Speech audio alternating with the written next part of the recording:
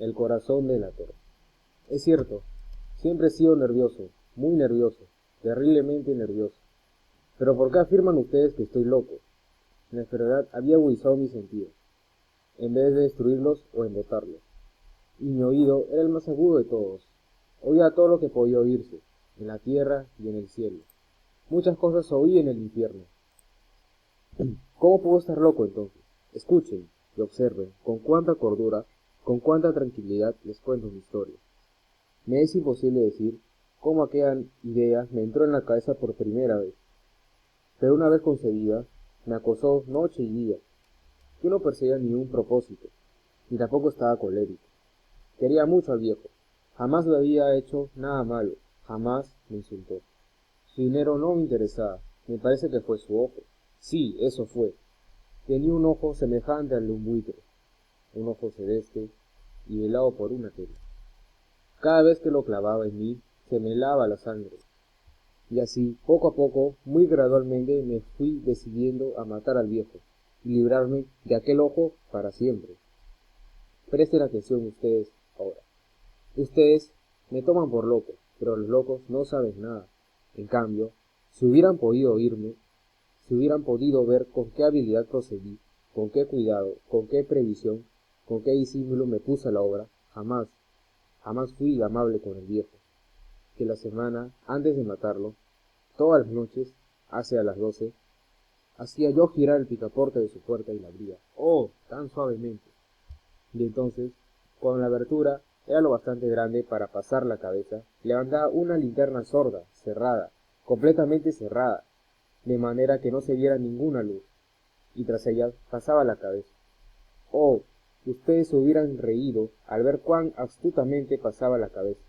La movía lentamente, muy lentamente, a fin de no perturbar el sueño del viejo.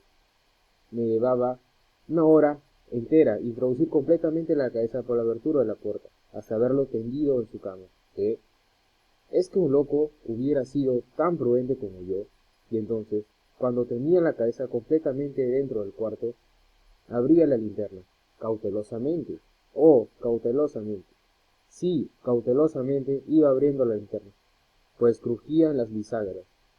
La iba abriendo lo suficiente para que un solo rayo de luz cayera sobre el ojo de buitre. Y esto lo hice durante 7 largas noches, cada noche a las 12, pero siempre encontré el ojo cerrado, y por eso me era imposible cumplir mi obra, porque no era el viejo quien me irritaba, sino el mal de ojo.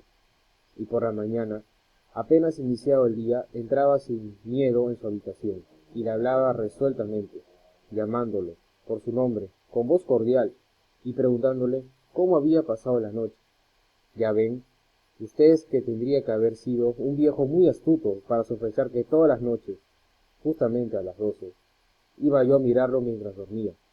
Al llegar la octava noche, procedí con mayor cautela que de costumbre al abrir la puerta. El minutero de un reloj se mueve con más rapidez de lo que se movía mi mano. Jamás, antes de aquella noche, había sentido el alcance de mis facultades, de mi sagacidad.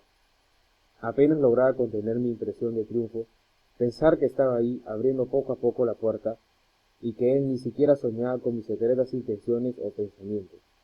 Me reí entre dientes ante esa idea, y quizá me oyó, porque lo que sentí moverse repentinamente en la cama, como si se sobresaltara. Ustedes pensarán que me eché hacia atrás, pero no. Su cuarto estaba tan negro como la pez, ya que el viejo cerraba completamente las persianas por miedo a los ladrones. Yo sabía que le era imposible distinguir la puerta de la puerta, y seguí empujando suavemente, suavemente. Había ya pasado la cabeza y me disponía a abrir la linterna, cuando mi pulgar resbaló en el cierre metálico y el viejo se enderezó en el lecho gritando: ¿Quién está ahí? Permanecí inmóvil, sin decir palabra. Durante una hora entera no vi un solo músculo, y en todo ese tiempo no oí que volviera a tenderse la cama. Seguí sentado, escuchando, tal como yo lo había hecho, noche tras noche, mientras escuchaba en la pared los taladros cuyo sonido anunciaba la muerte. Oí de pronto un leve quejido y supe que era el quejido que nace del terror. No expresaba dolor o pena. Oh, no, Era el ahogado sonido que frota del fondo del alma cuando el espanto la sobrecoge. Bien reconocía yo ese sonido. Muchas noches, justamente a las 2, cuando el mundo entero dormía, surgió de mi pecho, ahogando con su esposo eco los terrores que me enloquecían. Repito, que lo conocía bien. Comprendí lo que estaba sintiendo el viejo, y le tuve lástima, aunque me reía en el fondo de mi corazón. Comprendí que había estado despierto desde el primer leve ruido, cuando se movía en la cama. Había tratado de decirse que aquel ruido no era nada, pero sin conseguirlo, pensaba. No es más tratado de decirse que aquel ruido no era nada que el viento en la chimenea, o un grillo que chirrió una sola vez. Se había tratado de darse ánimo con sus suposiciones, pero todo era en vano, porque la muerte se había aproximado a él, deslizándose furtiva, y se volvía su víctima. La fúnebre influencia de aquella sombra, imperceptible, era lo que le movía a sentir, aunque no podía verla ni oírla, a sentir la presencia de mi cabeza dentro de la habitación. Después de haber esperado largo tiempo, con toda paciencia, sin oír que volviera a acostarse, resolví abrir una pequeñísima ranura en la linterna. Así lo hice. No pueden imaginarse ustedes con qué cuidado, con qué inmenso cuidado, hasta que un fino rayo de luz, semejante al hilo de la araña, brotó en la ranura y cayó lleno sobre el ojo del buitre. Está abierto de par en par, y empecé a enfurecerme mientras lo miraba. Lo vi con toda claridad, de un azul apagado, y con aquella horrible tela que me helaba hasta el tuétano. Pero no podía nada de la cara, o del cuerpo del viejo, pues conmovido por un instinto, había orientado el haz de luz exactamente hacia el punto maldito. No les he dicho que ya lo tomaban enredadamente. Por locura es sólo una excesiva agudeza de los sentidos. En aquel momento llegó a mis oídos un resonar apagado y presuroso, como que podía ser un reloj envuelto en algodón. Aquel sonido también me era familiar. Era el latir del corazón del viejo. Aumentó aún más mi furia, tal como el redoblar y tambor estimula el coraje de un soldado. Pero, incluso entonces, me estuve ahí, seguí callado, apenas sí respiraba. Sostenía la linterna de modo que no se moviera, tratado de mantener con toda la firmeza posible el haz sobre el ojo. Entretanto, el infernal latir del corazón iba en aumento. Se hacía cada vez más rápido, cada vez más fuerte, momento a momento. El espejo del viejo tenía que ser terrible, cada vez más fuerte, más fuerte. ¿Me siguen ustedes con atención? Les he dicho que soy nervioso, sí lo soy. Y ahora a medianoche, en el terrible silencio de aquella antigua casa, un resonar tan extraño como aquel me llenó de un horror incontrolable. Sin embargo, me contuve todavía algunos minutos y permanecí inmóvil. Pero el latido crecía cada vez más fuerte, más fuerte. Me pareció que aquel corazón iba a estallar, y una nueva ansiedad se apoderó de mí. Algún vecino podía escuchar aquel sonido. La hora del viejo había sonado. Lanzado un alarido, abrí del todo la linterna y me precipité en la habitación. El viejo calmó una vez, nada más que una vez. Me bastó un segundo para arrojarlo al suelo y echarle encima el pedazo de colchón. Sonreí alegremente al ver lo fácil que me había resultado todo, pero durante varios minutos el corazón siguió latiendo, con un sonido ahogado. Claro que no me preocupaba, pues nadie podía escucharlo a través de las paredes.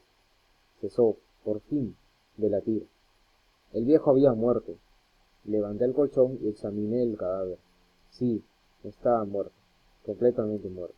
Apoyé la mano sobre el corazón y la mantuve así largo tiempo. No se sentía el menor latido. El viejo estaba bien muerto. Su ojo no volvería a molestarlo.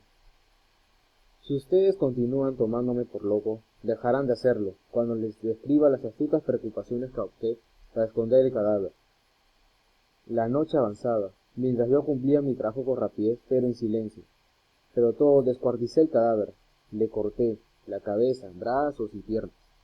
Levanté luego 3 planchas del piso de la habitación y escondí los restos en el hueco.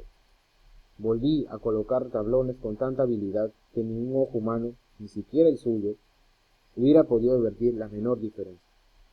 No había nada que levantar, ninguna mancha, ningún rastro de sangre. Yo era demasiado precavido para eso. Una cuba había recogido todo. Ja, ja. Cuando tuve terminado mi tarea, eran las 4 de la madrugada, pero seguía tan oscuro como la medianoche, en momentos que se oían las campanadas de la hora. Golpearon a la puerta de la calle. Acudí a abrir con toda tranquilidad, pues, ¿qué podía temer ahora?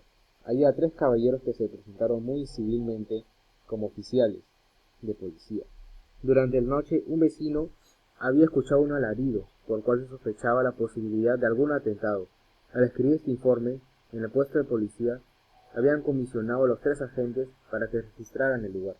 Sonreí, pues, ¿qué tenía que temer? Di la bienvenida a los oficiales y les expliqué que yo había lanzado aquel grito durante una pesadilla. Les hice saber que el viejo se había ausentado de la campaña. Llevé a los visitantes a recorrer la casa y los invité a que revisaran. Finalmente acabé conduciéndolos a la habitación del muerto. Les mostré sus caudales intactos, y como cada cosa se hallaba en su lugar. En el entusiasmo de mis confidencias, traje sillas a la habitación, y pedí a los 3 caballeros que descansaran allí, de su fatiga, mientras yo mismo, con la audacia de mi perfecto triunfo, colocaba mi silla en el exacto punto bajo el cual reposaba el cadáver de la víctima. Los oficiales se sentían satisfechos. Mis modales los había convencido. Por mi parte, me contestaba con animación. Mas, al cabo de un rato, empecé a notar que me ponía pálido y deseé que se marcharan. Me dolía la cabeza y creía percibir un zumbido de los oídos, pero los policías continuaban sentados y charlando. El zumbido se hizo más intenso, siguió resonando y era cada vez más intenso. Hablé en voz muy alta para librarme de esa sensación, pero continuaba lo mismo, y se seguía cada vez más claro, y hasta que, al fin, me di cuenta de que aquel sonido no se producía dentro de mis oídos.